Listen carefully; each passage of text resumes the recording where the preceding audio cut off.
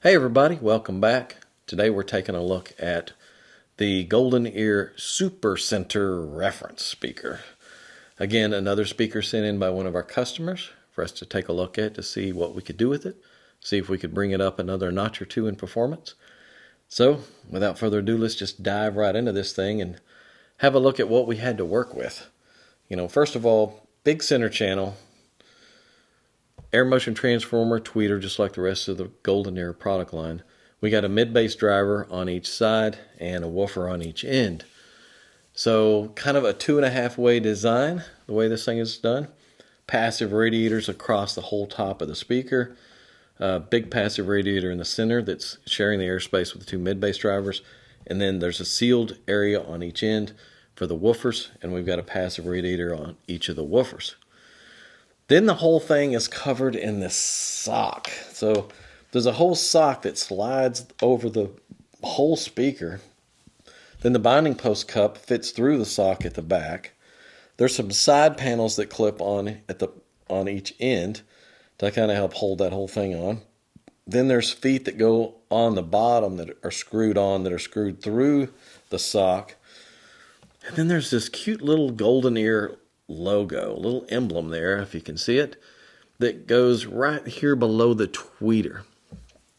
And that's glued straight through the fabric of the sock. So at first we thought, not that big a deal. Take the side panels off, unscrew the feet, slide the sock off. Not so easy. The little logo had to be easily, very carefully removed. And then the sock was still glued to the speaker right there because the glue went straight through it. So then we have to use a little X-Acto knife and just go around it there and just cut through that little spot where the sock was glued to the cabinet in order to get it off. And we contacted the customer first, said, "You want us to do this? The only way to work on this speaker is you've got to cut through some of that." Now this could be slid right back on. It can be lined right back up, just glued right back on, all that stuff. So you got to go through a little bit to work on this thing. So keep that in mind if you want to do this upgrade. It's not hard, but it takes a little time to get to everything. Once you've got the sock off of it, though, you can take the passive radiators off and see everything. You can see the crossover clearly right there in the middle. Easy to get to everything. Binding posts on the back. These are brass posts, and they did not have steel nuts on them. All brass. The crossover. Well, it was built to a price point just like everything else you see out in the marketplace in these price points. Parts quality-wise, there's a lot of electrolytic capacitors on there. There are a lot of iron core inductors on here. There is, excuse me, some little polyester film caps on the tweeter circuit and a little air core inductor on the tweeter circuit. So just what you would expect. Now, design-wise, it's exactly what I would expect from any product that Sandy Gross has designed, because everything that we get in here, that we look at from him, has a nice, smooth response. All the measurements look really well, and we never have to redesign any of the Golden Ear products. We just put together a parts list, a schematic, an upgrade so the customer can build the same exact crossover with great parts and make improvements in quite a few areas from the upgrade and all the parts quality. This one I thought might be the same situation, but there were a couple of issues that I have with this thing, and we want to go over these and talk about it, and so you can understand why I decided to not replicate Sandy's crossover, but to see what I could do with it. So let's look at the on-axis frequency response. And if we look at it, it's pretty smooth all the way across, except for the very top end. Right at the tweeter's top of its range there in the top octave, there's a pretty good little peak there. There's 4.5, 5 dB almost. I'd say, 4.5 dB of peak. Now, I'm not that concerned when I see that on some floor standing speakers where you can tow the speaker out a little bit and that will start to drop off. This, however, is the center channel. You're going to be sitting right in front of it, and that might cause a little bit of fatigue for some people that are sensitive to the range up there at the top. So thought, okay, that's an issue. And then the impedance. Let's look at the impedance curve on this thing. The impedance dropped to 3.5 ohms, and that kind of troubles me a little bit as well. A lot of the home theater receivers out there are not that friendly to these low impedance load speakers. It's usually has a single power supply for all channels, and when you start ganging up a lot of speakers on there, and they're all 4 ohm speakers, it becomes hard for it to drive them, and they'll shut down or go into thermal protection. And some of those receiver specs are listed as X amount of power, 8 ohms, X amount 4 ohms, and then they'll say all channels driven 6 to 8 ohms and give a rating. And they're not advocating for you to run a lot of 4 ohm speakers on those things. Now, some of them will. Most of them do not like that, though. So I'm not a big fan of the low impedance. So the last thing that I had against this thing is the horizontal off-axis response. Anytime you got a speaker that's this layout, where you've got a tweeter and you got woofers on each end, or even just a tweeter and MTM woofer on each side, you got to keep in mind that as you move horizontally off-axis, those woofers become further away in time, one versus the other. And when that happens is that delay causes a comb filtering effect. So it causes cancellation, causes a big hole in the response, and it has an uneven coverage area. Now the way to combat that is you can push that crossover point to the tweeter down really low, and you can try to get those acoustic centers as close as possible. And we do that with all of our X series products. You'll see the crossover point is down around 1800 hertz, and we overlap the mid-bass drivers onto the tweeter frame, trying to get them as close together as possible so that you've got a little wider coverage area. This one has fairly good acoustic center spacing. However, the crossover point to the tweeter is fairly high. I didn't shoot these individually because I'd have to unplug all of them, put it back together, shoot a response, plug that one back in, unplug the rest, shoot a response, unplug the tweeter, plug the woofers back in, shoot a response to get individual driver responses, because it just has a single binding post on the back. There's no way to do it externally. But I can tell from the horizontal off-axis responses that that crossover point is pretty high, probably around 3,000 or more. So at that point, when you move off-axis just a little bit, there's a big hole in the response. And let's take a look at the horizontal off-axis. The red line that you see there is the on-axis response. The orange line is just moving 10 degrees off axis, and you can see it's already dropping out quite a bit there, all across the whole range from about 1,000 or so, 1,200 hertz and up. It's dropping out. The yellow line is moving just 20 degrees off axis, and you can see by that point it doesn't sound like it did on axis. It's gone. And the green line and the blue line are going to be 30 and 40 degrees off axis, and obviously it's not going to sound accurate that far off axis. This is one of those speakers that for this thing to work for you as a center channel, you need to be sitting in front of it. Even if you're on a couch and you're moving over one seat to the left or the right, you may be 10 degrees off axis. It already doesn't sound like it did on axis. And anything beyond that, it doesn't work. So for those reasons, I wanted to re-examine it and see what I could do with it. And before we move on let's look at a couple of the other measurements. Let's look at the vertical off-axis. That's going up, and it has virtually no change in the off-axis. You can see the tweeter starting to drop off a little. That's good.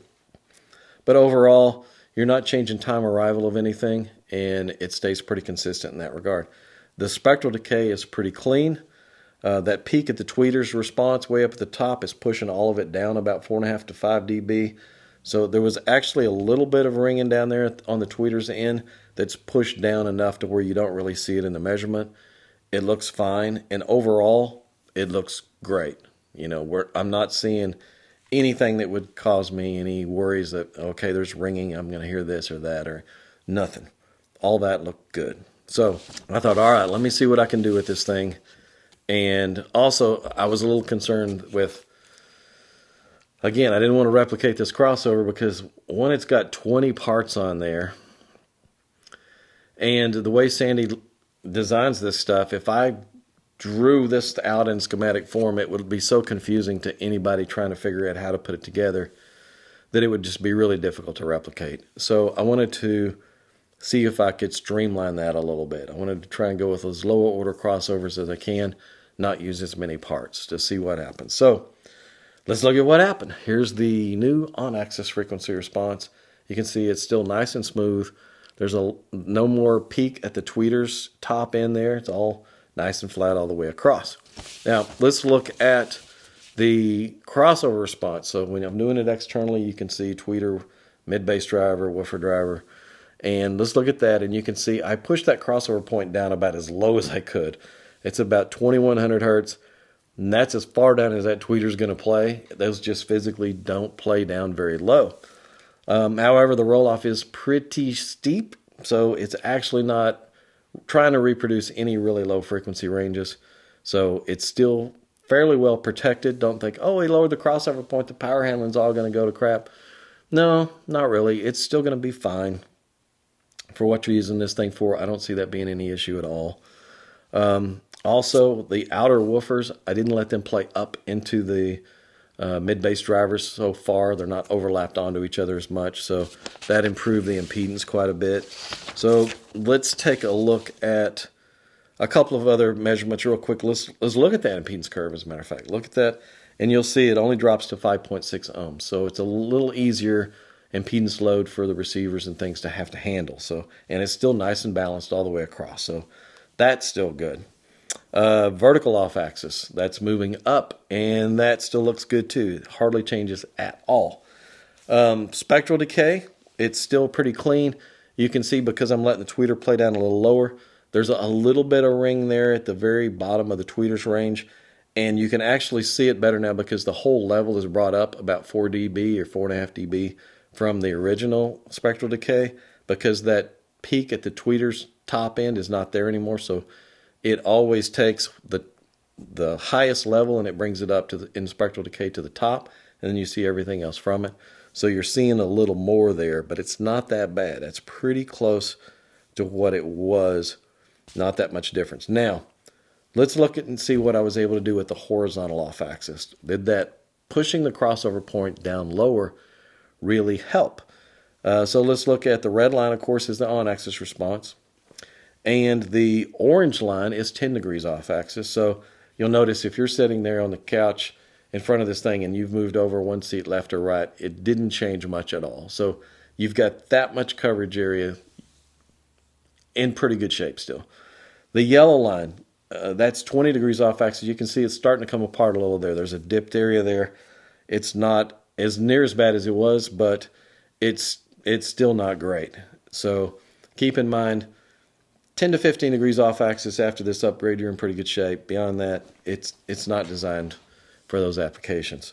Now, green line, 30 degrees off axis, and blue line, 40 degrees off axis. There's a pretty good suck out in the region there where they're on top of each other. The woofers are overlapping. The one becomes further away in time than the other, and it's going to go. It's just not going to work out for anybody sitting that far off axis. You just have to keep that in mind. So, new crossover, 10 parts this time. 10 parts instead of 20 parts. Traditional, standard, parallel networks, easy to put together, easy to see everything, easy to get to when you take this PR out. You can easily mount the whole thing right there. All air core inductors, all polycaps. It includes a sonocap in the tweeter circuit. It includes all new wiring. It includes a set of tube connectors. And when I say a set, it includes a pair of tube connectors. It just needs one pair. And no res needed on this thing. There's no cabinet resonances, no cabinet resonance issues with this speaker whatsoever. So the upgrade cost is fairly low. So it came out at $209 currently for the price of all the parts to do the upgrade, and that is going to improve this thing quite a bit in the range of clarity, detail. The vocal region is going to be a lot cleaner. All across the board, it's just going to have a cleaner presentation, more space between notes. All of that stuff is going to be improved. The signal transfer is going to be a lot cleaner. We're going to get some of this out of the signal path, put the tube connectors in there. That makes it cleaner across the board as well. So for what it costs and for what you get, this is a really worthwhile upgrade. Keep in mind, it's gonna take you a little time to get this sock off. Once you get it off, it goes back on easily. The crossover goes in easily. It'll be a fun project. And for those of you who have a golden ear set up and you think, well, let's start with the center channel and see how this goes, you'll be real impressed with it. And I think you'll probably want to do other models at that point. But yeah, nice little upgrade on this thing. Kudos again to Sandy Gross for doing the design work on this stuff. I think he's one of the best out there. He does great design work on all those models that he's worked on. That's it for this one. I hope you guys enjoyed it. Thank you for sticking with me on this. It was a little bit more tech talk style, and I kind of like that. And if you hadn't subscribed to our videos, please do. And we'll see you guys in the next one.